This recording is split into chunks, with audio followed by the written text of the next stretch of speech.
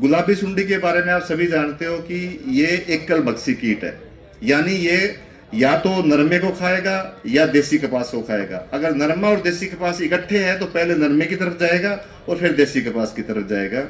इसके अलावा इसका कोई बदलवा पोषक पौधा नहीं है। किसान भाइयों, आपने अब नरमा काट दिया है, नरमा काट के आपने ढेरी लगा दी है। अगर अमेरिकन सुंडी होती तो मैं कहता कि ये टमाटर पे चली गई, भिंडी पे चली गई, बैंगन पे चली गई, या आपके बरसीन पे या चने पे चली जाती है। चितकबरी सुंडी होता तो भी मैं कहता भिंडी की तरफ जा रही है या और फसल पे जाती। फाके की मैं बताता हूँ, सफेद मक्खर की बताऊंगा। जो मक्खी है वो हमें पता है बैंगन पे गई है और जितनी फसलें उन पे चली गई। पर गुलाबी सुंडी जिसका एक कोई बदलवा पोषक पौधा नहीं है, वो अब कहाँ है?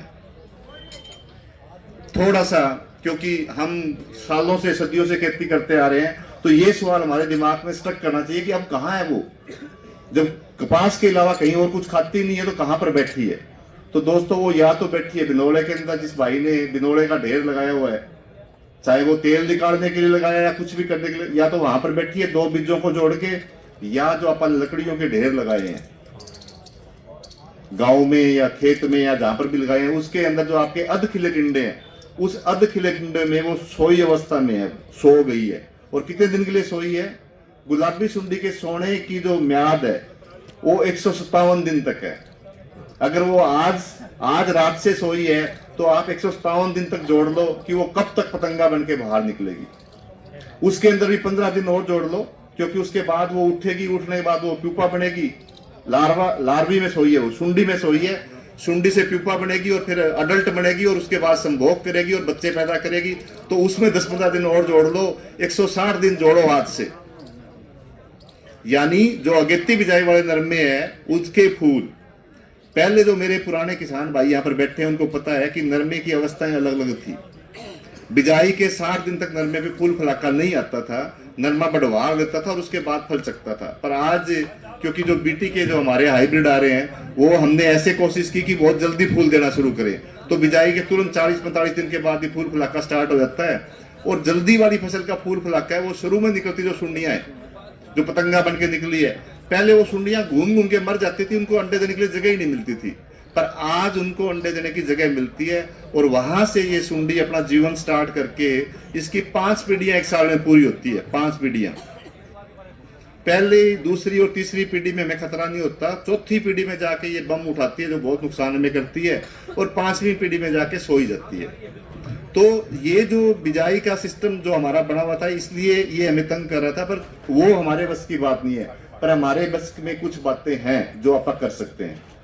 दोस्तों, लकड़ियां हमारा घरेलू ईंधन है। मैं भी जानता हूँ, किसानी परिवार से आता हूँ, गांव से आता हूँ, कपास की खेती वाले किसान के घर से आता हूँ। मुझे पता है कि अगली चुगाई में चौड़ियों की चाय के लिए, अपने घर के छोटे मोटे ईंधन के लिए हमें लकड़ियां स्टोर करनी पड़ती है।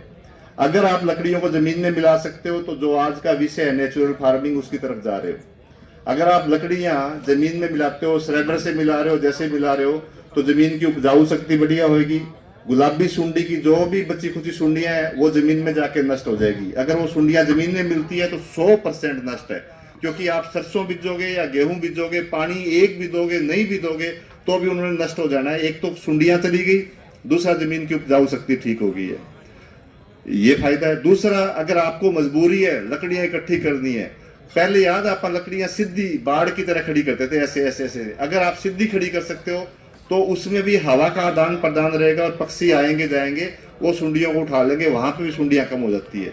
अगर हमने लकड़ियों के मिरडे लगा दिए तो जितना ऊंचा मिरडा उतने लंबे टाइम तक वहां से सुंडियां पतंगा बनके निकलती रहेगी। जून तक भी, जुलाई तक भी आपको वो सुंडी पतंगा बनके निकलेगी और जहां पर भी फूल दिखेंगे नरमे के, वहां जाके अंडे देगी और वहां से जीवन चक्र स्टार्ट करेगी।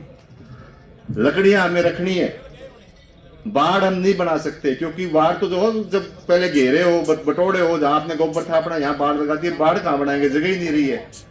एक काम कर दो, फरवरी मार्च में जब ये बारिश आ जाएगी, नहीं बारिश, दिसंबर जनवरी वाली, एक पलटी दे दो उसको। एक पलटी दोगे किसान भाइयों, आपकी जो अध खुले टिंडे वगैरह है जो वो सारे अलग हो जाएंगे। उनको इकट्ठा करके जमीन में दबा के नष्ट कर दो, जो लकड़ी है उनकी ढेरी लगा लो, उससे भी आप 60-70% तक आगे आने वाली फसल में गुलाबी सुंडी का जो बीज है उसको नष्ट कर सकते